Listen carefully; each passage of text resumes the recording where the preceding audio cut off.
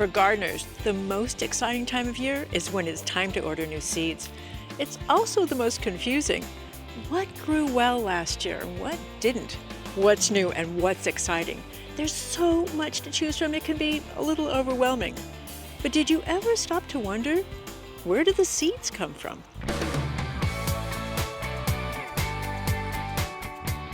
Seeds seem simple, yet the path they take to our gardens is not so simple.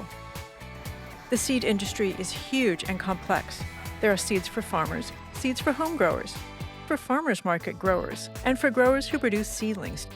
This diversity comes from breeders, who produce new varieties of vegetables for market. There are farmers who grow the new selections just to harvest the seeds, and the companies who buy those seeds, they package them to sell to you and me. I'm often asked why the tomatoes from the supermarket don't taste as good as those that come from the farmer's market or from the backyard.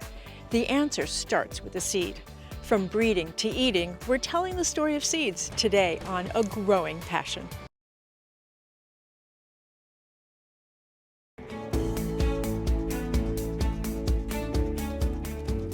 Seeds are embryos. After a flower is pollinated, it makes seeds that become the plant's next generation. Seeds are harvested from mature fruits, then dried down to the point of being stable, a sort of suspended animation. There they stay until the conditions are just right: temperature, moisture, and something to grow on like dirt or potting soil. At that point, they sprout and grow into the vegetables we love to eat. Every summer, breeders and seed companies from around the world plant test fields of their newest and best varieties. I'm in the trial fields of Seeds by Design and Terra Organics in Maxwell, California. They're breeders and growers of vegetable seeds. We wanted there to be quality seed production for every home gardener in the United States. So we started our company with the idea of producing high quality seed for the home garden. This company grows and sells seeds to seed dealers and others who package and market the seeds under their own brands. More than 700 companies buy and sell Seeds by Design and Terra Organic seeds. So there's a pretty good chance that some of your backyard vegetables got their start right here. I see beans, cucumbers. Feel free to reach right in there and see what kind of seeds in those beds. Ooh, what's this? Keckley sweet watermelon. It's a southern variety. Huge seed, huh? Yeah, but it's white, not black. Yep, this is grown in the South. How many pounds of seeds are in one of these? Approximately 2,000 pounds. And how many acres did you have to harvest to get 2,000 pounds? 3.5 to 4. Seeds by Design is known for growing more heirloom varieties than any other seed production company, along with their own hybrids. Every year, hundreds of thousands of pounds of seed move through this facility. From farmers to marketers to home growers like you and me, Seeds by Design grows and ships seed for almost every kind of vegetable you can think of. We're preparing our inventory for our busy shipping season. So you can go ahead and put your hand in there, Nan. What are these? It's carrot seed. So it's a 5-color blend of carrots: red, purple, black, white, and yellow. And some customers ask for orange too, so 6 colors. So you'll get a kaleidoscope of colors. I think we call it rainbow carrot. One of our customers calls it kaleidoscope carrot mix. Awesome. To have seeds to grow in your garden, there has to be a seed farmer, like Patty Buskirk, to grow that seed. These big yellow cucumbers are well past their prime for eating, but this is how they look when their seeds are mature. The harvester scoops up the fruit and separates the seed from the flesh. This seedy goop gets washed and dried, sold and packed and shipped to become next year's cucumber crop. They're harvesting 17 million cucumber seeds per acre. Isn't that amazing? While seed sales drive the business, breeding seeds is Patty's passion. Every summer, fields are planted where customers can see and taste the new varieties she's bred and developed. Patty, I see squash and pumpkins and tomatoes and eggplants and sunflowers. This is beautiful. What is this? So this is my 3-acre summer trial garden. And I invite annually all my customers to come and view my living catalog.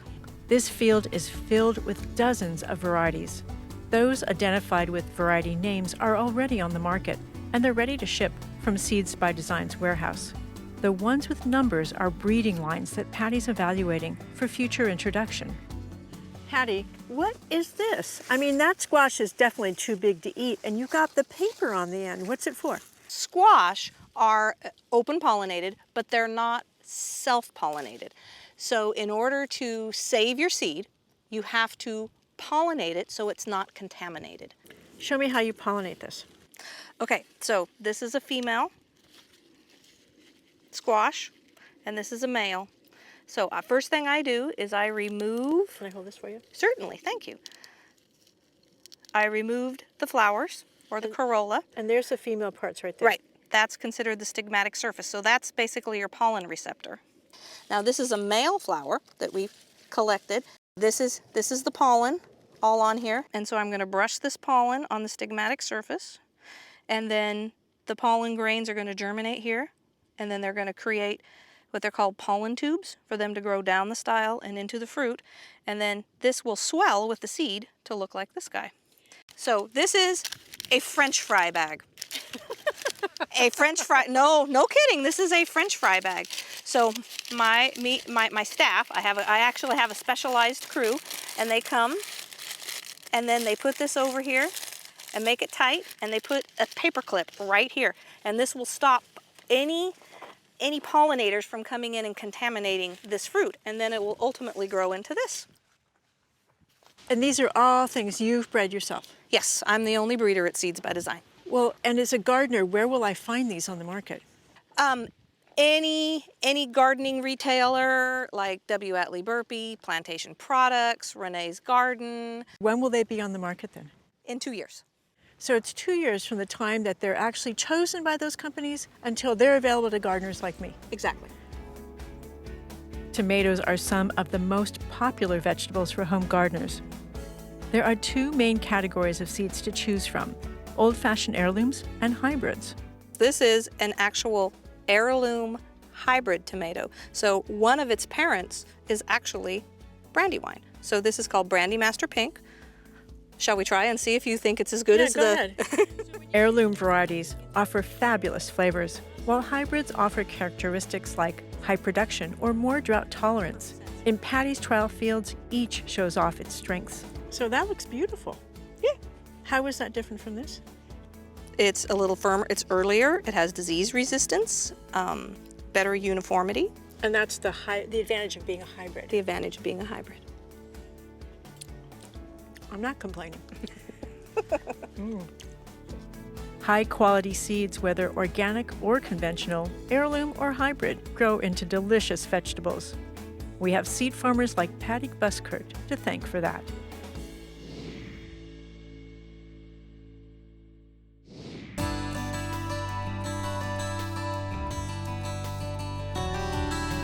Bijou Seeds is a family-owned seed company based in Holland. They produce vegetables all over the world to meet the demands of restaurant, market, and home growers. Each market is interested in a different kind of fruit. Tomatoes, by the way, are a fruit. In their Los Alamos, California test fields, Bijou's breeder is trialing tomato varieties for each market sector. To create the new hybrids, you need new parent lines. And so, like in a nursery out here, we have various different breeding lines for various markets with various traits. And I'm selecting for those particular traits depending on which market they're going for. So what would those be, for example? So for example, good fruit setting and disease resistance in one line and great color and flavor in the other line, something like that. So you get the best of both worlds. A marriage of all those traits, hopefully. Doesn't always work so easily. Well, show me one of those over here. Well, these are tomatoes aimed at the commercial market. What is the commercial market? So you have what's predominantly become the tomatoes for food service industry. And those tomatoes are typically picked at this stage. Green? When they're green, they're mature green, and meaning that it's about to turn red, but it's still green. And they get picked, they get washed, packed, put in a box, put in a cold room, and exposed to ethylene gas, which is the natural gas that as tomatoes ripen like this, they do release, just like a banana. And so they are basically turned red, but they're still not botanically mature. But for that industry, it's a cost-sensitive segment. They're really looking at, yield, consistency, uniformity. Heirloom varieties are popular but their irregular shapes and flaws make them difficult to ship, so they don't make it to the commercial market. On the other hand, their deep colors and their rich flavors make them the darlings of farmers markets and home gardeners. They're very attractive inside. They actually have quite a bit of chlorophyll. I see the stripes here. Yeah, you can see some stripes there. Now look at the green gel there. Ooh, pretty. You gotta taste this because you really have a lot of explosive flavor in these things, and that's why people like them, and I totally understand, and that's why I'm working with them. Oh, just putting it on my tongue, I can taste the difference. Doug's process emulates nature, but his approach is planned and directed. So what might take nature hundreds of years to create, a breeder can achieve in 6 or 7 generations. That makes this field a window into the future. My gosh, look at that. There's no seeds in there. Why would you want a seedless tomato? Well, a couple things. Besides the pure novelty of it, we eat so many seedless things now. Grapes are good examples, seedless grapes. But the flavor, I find, of these things is phenomenal. Yeah, have a taste of this. You will never want a BLT with anything else again than this. Okay, he's right. Home gardeners can expect to find seeds for these sweet, juicy, intensely flavored tomatoes in seed catalogs in the coming years, along with multicolored grape and cherry tomatoes, and a whole host of other new varieties Doug is developing in Bijot's fields.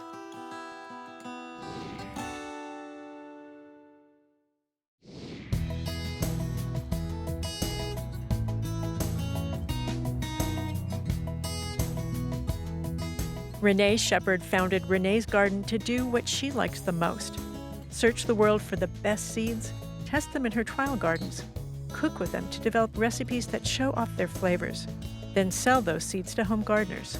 Wander down the cucumbers and you can see the trial has shown us which are vigorous and tall and productive, which are shorter and not looking so good. Yeah. And that's why we evaluate anything, because you couldn't tell that from reading a page about these. Renee tests every variety of seed in her own garden in Felton, California. She considers their germination rate, their flavor, their color, production, disease resistance, and how easy they are to grow. Renee is a pioneer in introducing international vegetables, flowers, and herb seeds to America's home gardeners. I have a whole bunch of different varieties of these European-style Cornichon cucumbers, and it just goes to show you how diverse the seed business is. Like, they're from Germany, the Czech Republic, France. How are you going to decide? Well, I'll pickle some, taste some. Fermented foods are getting more important because people are realizing the nutritional value of fermented foods. So making pickles, I think, is going to have a big comeback. Seems like it already is. Yeah. Renee's interest in seeds began years ago when she was a graduate student at UC Santa Cruz. A friend from Holland introduced her to high-quality European vegetable seeds. She liked them so much, she left the university to start her own seed catalog, offering varieties that weren't available in America. Oh, these are really interesting. These are from Tibet, and they're Tibetan chilies. And as you can see, they're very prolific. And again, these are ready to pick. And this is a nice one. It has kind of thin skin, so it'll be able to dry easily. Of course, remember, the real reason we're growing all these is to make sure and see how they grow well. And when we know they grow well here, then we'll send them to our other trial garden locations, because I want to sell things from very many places, but I want to absolutely make sure that they grow well in all the different U.S. climate zones. So where else are you trialing vegetables? Well, we do the primary trials here, and if we like something, then we send it to our trial garden in Vermont, which is at Middlebury, which is zone 3-4, really a cold climate. Yeah, yeah. And that tells us something more about it. And then we have a small trial garden in Florida and in Seattle. So you've got all the four corners. Yeah, so I mean, I'm not going to sell stuff that doesn't really grow for home gardeners like yourself and myself. Renee's gardeners keep meticulous notes about each variety's performance and taste. Boy, I'm really impressed with this new little yellow scallop from Hungary. Renee's evaluations go beyond how it grows. She also considers each variety's flavor and how it is to cook with. We're looking for kind of sweetness that you would look for in a brandy wine. Well, I wanted to get a pink one because, you know, the one we sell is a red. So Yeah. we're looking forward to a real good sweet tart balance. Let's see what we think. Good. While Renee is best known for vegetables and herbs, her personal passion is old-fashioned flowers. Zinnias, I grow these in my vegetable garden. What are you doing here? Well, I'm glad you do grow them in your vegetable garden. I think everybody should try to incorporate flowers that attract pollinators, beneficial insects, and this is a really great one. It attracts bees, butterflies, beneficials, and what we've got here is two different zinnias that we were evaluating, and the first one is one that, while it's attracting bees as billed, I don't think much of it because the flowers are kind of small and not very beautiful, and mostly also because the color mix is kind of boring. So which one do you like better? I'll show you. We called these gold medal state fair because the flowers are really nice, big, totally double flowers. They're huge. As you can see, now the sun has just come out and the bees are starting to work them and they love them. And as you can see, a lot are in full bloom. And then as zinnias mature, then the little stamens come up and they get like that. But these are much more attractive than the other variety. Here's one that's just starting, okay? And then they get bigger and go to that stage, and then the centers start to open. So this is staying in flower, and I like the color mix. It's a much more varied color mix than the other ones. And they're so tall. Well, these are tall branching plants. They will reach 3.5 to 4 feet in most gardens. Wow. But they're pretty fabulous, and I like flowers that you can enjoy in the garden. They make great bouquets. They attract the kind of insects you want to attract to make your vegetable garden more productive. So this mix has all those virtues, and this is produced in the United States, and State Fair is a very old zinnia. This is just selected for long bloom time and big flowers. So we're going to see gold medal state fair when we go looking on your website to buy seeds. That's right. Renee's innovative seed packets are the best in the industry. They're beautifully illustrated, and they include detailed directions about planting times, how long till seeds germinate, their mature sizes, and tips on how to grow, harvest, and cook with each one. With all this great information, it's easy to feel like Renee is holding your hand, both in your garden and in your kitchen. One thing that Renee does that I really like, and she introduced this, is these rainbow packets of seeds. So this one, for example, has 3 different colored peppers in it. It means I only buy 1 packet of seeds. I have 3 different options. Much more interesting in the garden and a lot more interesting on the plate. Renee's garden quality seeds, along with Renee Shepherd's advice on how to grow them and cook with them, are the basis for her garden-to-table guarantee.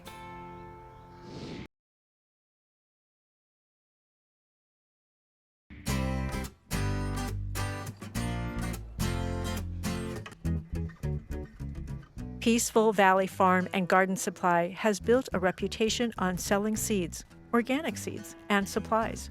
For 40 years, they've been a one-stop shop for organic gardeners and farmers across the U.S. One of my favorite stores. Let's go buy seeds.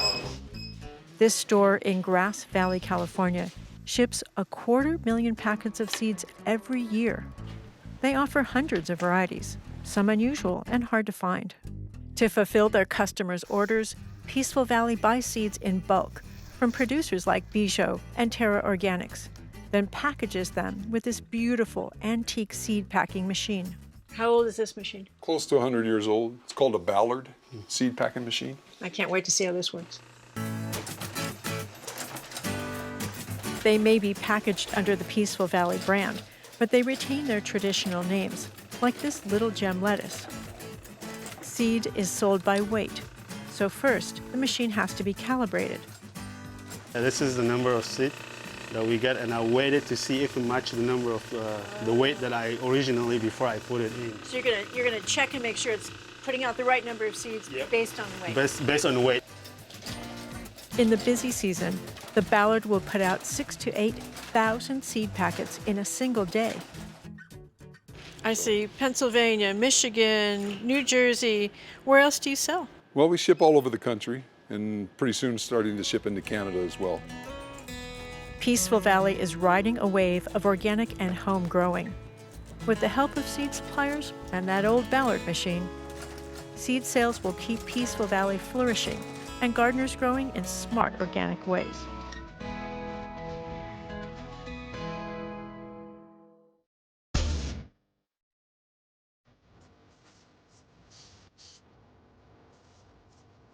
It used to be that every farmer and every gardener set aside a portion of their crops to let the seeds mature.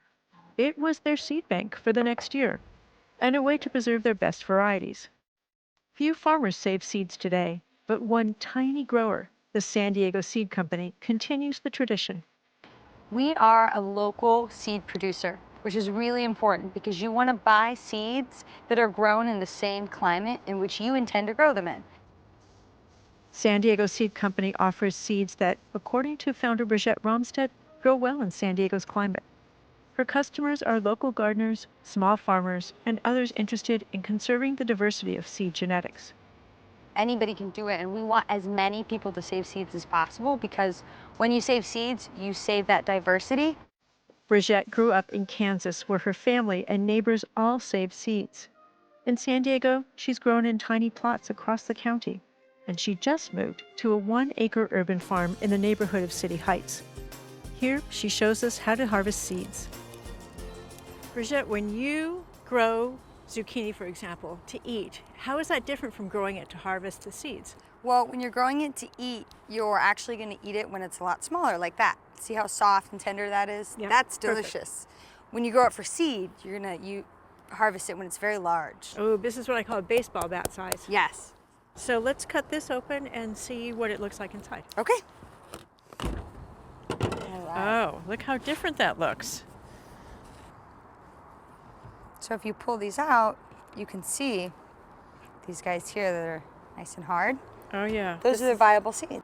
And a neat trick that you can use to figure out what's viable and what's not is you can put all of these in a bucket of water, and the unviable seeds will actually float to the top because they don't have an embryo. So they're like little boats. They float to the top. Whereas the good seeds, they will sink to the bottom, and you can simply pour off the bad and keep the good.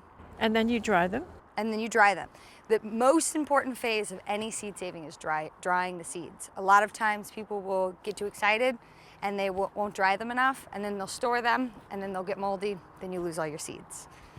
So how do you know what degree of dryness you want to get to? So a general rule of thumb, you can actually break them. That's how dry they are. You can save seeds from just about any plant. The secret is leaving the fruits on the plant long enough for the seeds to mature. Sometimes that's long past eating time.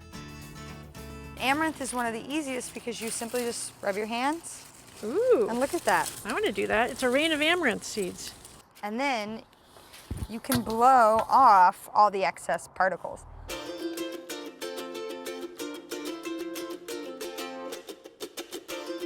After she processes the seeds, Brigitte packs them into bottles with desiccant to absorb excess moisture. She stores seed bottles in the dark, in dry, cool conditions, so the seed embryos remain dormant and viable. Oh yes, we do carry that. Seed sellers like Brigitte must be registered and licensed by the state of California. That protects consumers and ensures that seeds are fresh, viable, and disease-free. San Diego Seed Company offers seeds online and in local independent nurseries. Because we grow them in such small lots, we sell out of them very quickly, but we're constantly adding new varieties. We actually trial everything, and we want varieties to grow really well in San Diego County. So that's why we don't have 600 varieties, because we want our gardeners to look at what we have and know that each variety will do well in our county.